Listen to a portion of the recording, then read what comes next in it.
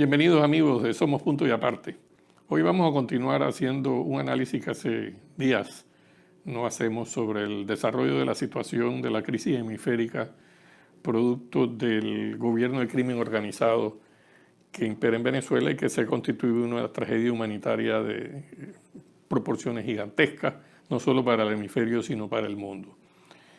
Muchas cosas son las que han sucedido que nos obligan a hacer este comentario porque ha habido un giro en la estrategia de ambos bandos en el conflicto venezolano. Por una parte vemos que ya los planteamientos de diálogo han perdido vigencia.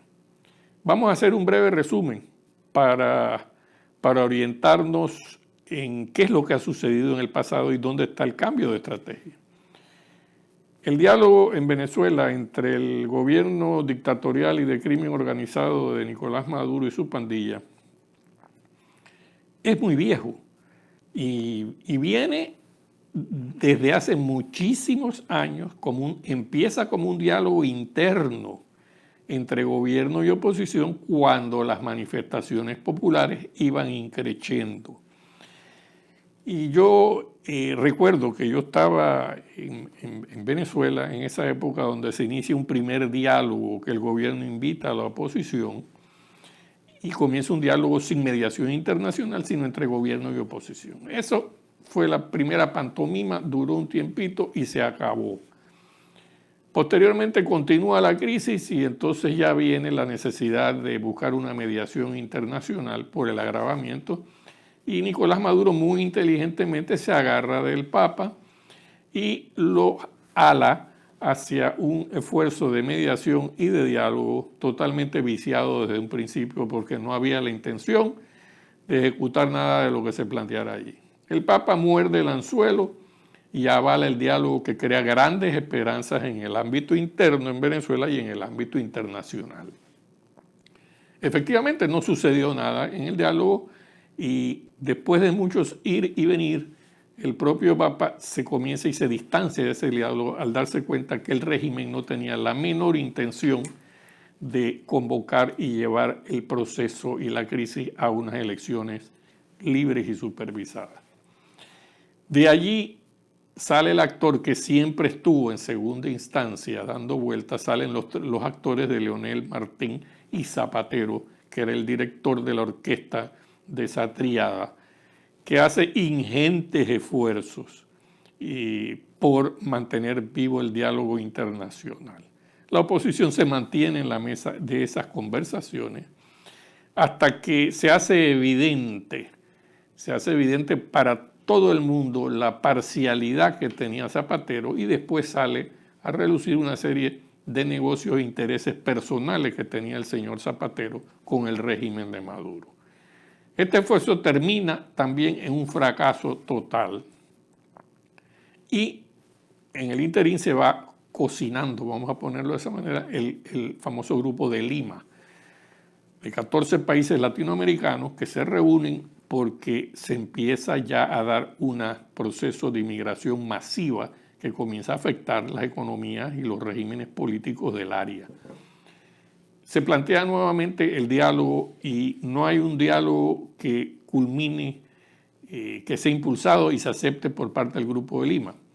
La OEA, por su parte, también empuja hacia una solución democrática y reincorpora a Venezuela, que se había retirado, a las autoridades legítimas una vez después que toma Guaidó posesión como presidente interino.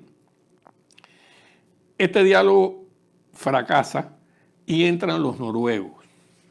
Los noruegos, animados tal vez por aquel famoso diálogo que se da en La Habana y que lleva la supuesta paz, abro y cierro comillas, a Colombia, se animan a mediar en este esfuerzo. Nuevamente termina en un fracaso porque apenas se llega al punto de unas elecciones libres y supervisadas en la que no participe Maduro, se hunde el proceso. Se retiran los noruegos y entonces queda la crisis en el aire. No hay más diálogo. Ahora recientemente comienza otra vez Zapatero a plantear las posibilidades de un diálogo. En el interín, el grupo político que apoya a Maduro, que es la contraparte del grupo de Lima, ya desprestigiado, primero era el socialismo del siglo XXI, después aupado por el Foro de Sao Paulo, ya desprestigiado, se transforma y tiene una mutación al Grupo de Puebla. Entonces el Grupo de Puebla ahora, con este vestido, es el que continúa brindando cierto apoyo para tratar de plantear nuevamente un diálogo que está tratando de cocinar con Zapatero y todos aquellos que buscan seguir dándole oxígeno a una situación que sabemos que es muy difícil de resolver por esa vía. En el interín, ¿qué sucede? Estados Unidos, que había dejado todas las posibilidades abiertas en este proceso, comienza a cambiar con la salida de John Bolton, que aparentemente era el halcón duro, el halcón duro en esta crisis hemisférica. Hasta el punto que Pompeo recientemente plantea que puede haber una solución negociada.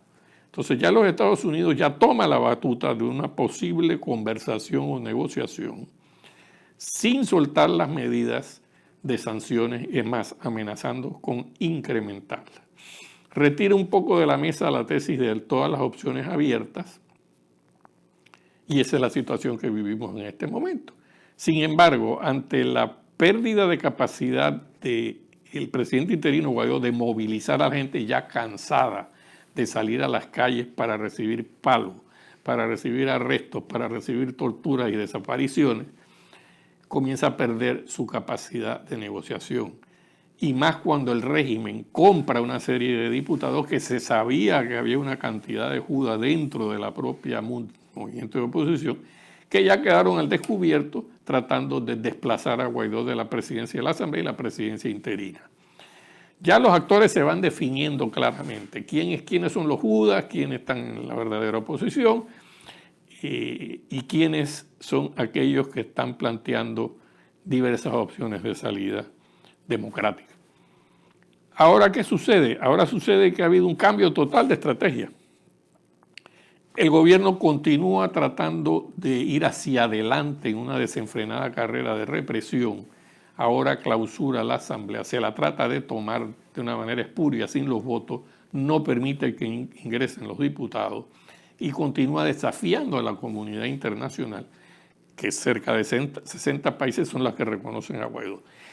Esa es la posición de ir hacia adelante, de continuar en la ofensiva.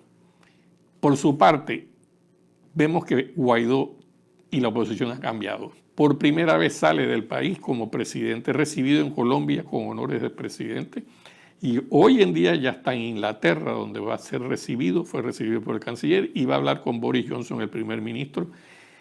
Tengo entendido que va a pasar por Davos, donde es posible que se entreviste con Trump, y ya la estrategia está de buscar la consolidación a nivel internacional para continuar aplicando presión.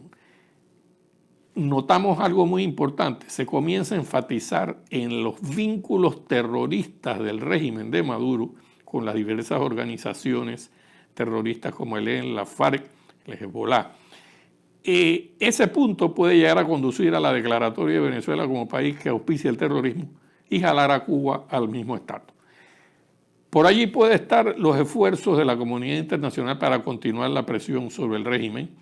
Vamos a ver qué sucede, ha habido un cambio, es un juego que se plantea nuevo en este momento y posiblemente lleve a alguna salida, lo que se llama un aterrizaje suave de la crisis, que es la que todos esperamos. Al mismo tiempo, un pequeño grupo insurgente en la frontera con Brasil prácticamente se ha tomado un batallón entero, unos cuantos indios pemones con unos cuantos guardias nacionales, se toman un batallón y sacan las armas, lo que demuestra el estado deplorable de esas Fuerzas Armadas y que no creo que presten ningún tipo de resistencia organizada. El nivel de deserción, miles, y no soldados, capitanes, coroneles, alta oficialidad que están desertando en masa. Entonces, esa es la situación. En este momento que hacemos el análisis, continuaremos monitoreando esto. Ya sabes, si te gustó, suscríbete, ponle like y esperamos tus comentarios a este análisis que hemos hecho sobre la situación hemisférica y la crisis humanitaria del hermano país de Venezuela.